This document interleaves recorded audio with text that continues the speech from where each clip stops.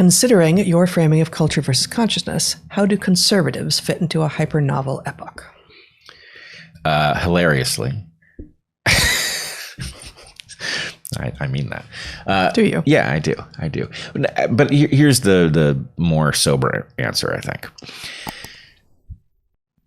We are suffering from way too much conservatism and way too little conservatism at the same time. The question is just which topic are we on, right? So in some sense, we have lost the plot with respect to all kinds of things that give meaning to life, right? Mm-hmm. We've just let's reinvent sexuality, right? Let's reinvent cuisine. Let's reinvent everything on the map because it's as if the whole exercise is there just to to keep us entertained. That's right. And it's very bad for us. We do ourselves a tremendous amount of harm just reinventing things, not realizing why they were structured the way they were.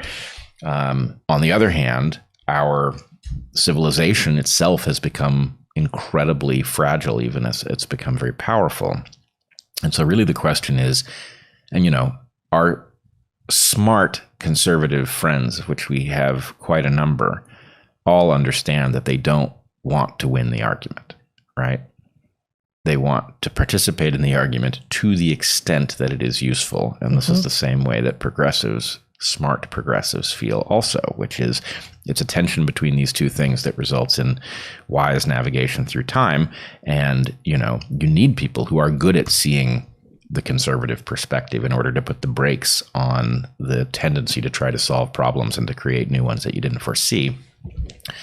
But let's put it this way, even in an era like this one where I would argue we don't have a choice but to change because we are on a path that is just simply mathematically going to be devastating to us. You still want conservatives to level the correct argument so that you don't throw out all of the things that are fundamental, useful, still necessary lightly. You want to retain what works that you can.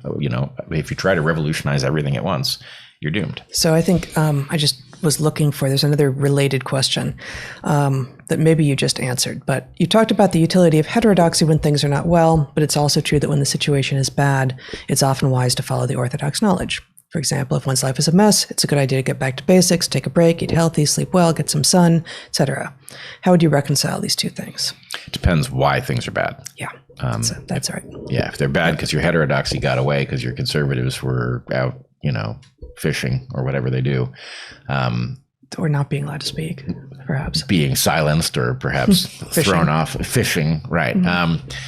If you banished your conservatives and you got out of control with your progressivism and got yourself into big trouble, then returning to basics makes good sense. On the other hand, if you're stuck because you're in a tribal mode that is not calibrated to the level of your weaponry, right, then you're in the other situation. So, both things, you've got both kinds of illness. And actually, it would be worth kind of categorizing those two failure modes distinctly. So, you could say this is an A, that's a B. Yep. Good. Hey guys, that was a clip from our monthly private Q&A that you can get access to at my Heather Hying's Patreon. And you can also get access there to all of the past paid subscriber content. So please consider joining us there.